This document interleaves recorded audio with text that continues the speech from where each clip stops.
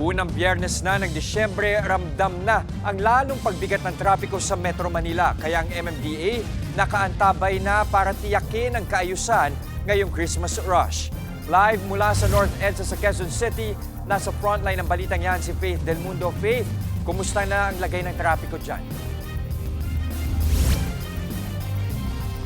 Jester, 20 days to go na nga lamang ay Pasko na at long weekend pa. Naku, kaya naman dumadami nga yung mga sasakyan sa kalsada dahil nga rin kabilat kanan yung mga Christmas party at Christmas shopping. Nandito nga tayo ngayon dito sa North EDSA kung saan nga kanina mapasado alas 8 hanggang alas 10 mabigat yung daloy ng trapiko. Pero sa mga oras na ito, bagamat may volume pa yung mga sasakyan pero maluwag na yung daloy ng trapiko. Pero ganun pa man nga yung MMDA dahil nga inaasahan na mas masikip yung mga daloy ng trapiko at yung traffic nga ay talaga naman naghahanda na.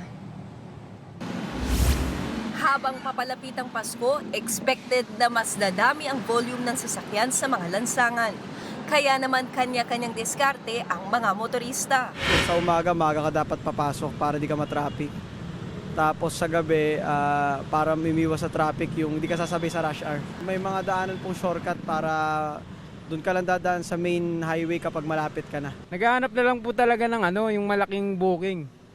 Opo, o kaya tambay na lang muna. Papaupahin na lang yung traffic. Ayon sa Metro Manila Development Authority, average na bilang ng sasakyan sa EDSA ay 408,000 kada araw.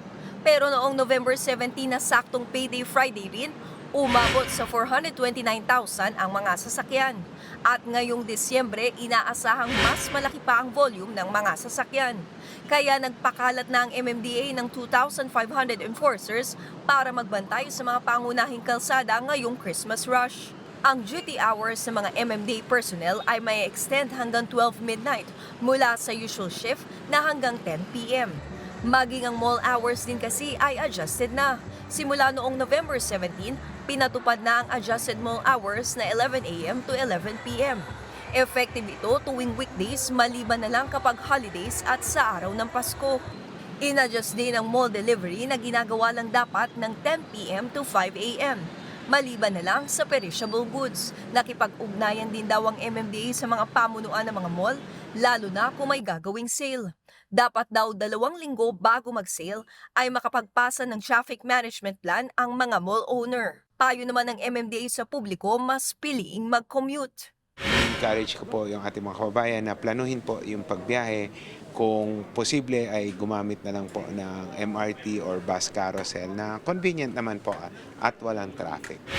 In full swing na rin ang paghahanda ng PNP.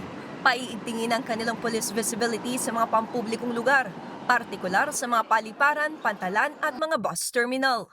Ayon kay PNP Acting Chief Police Lieutenant General Jose Melencio Nartates Jr., layunin nila na makapagdiwang ang mga Pilipino ng isang worry-free Christmas.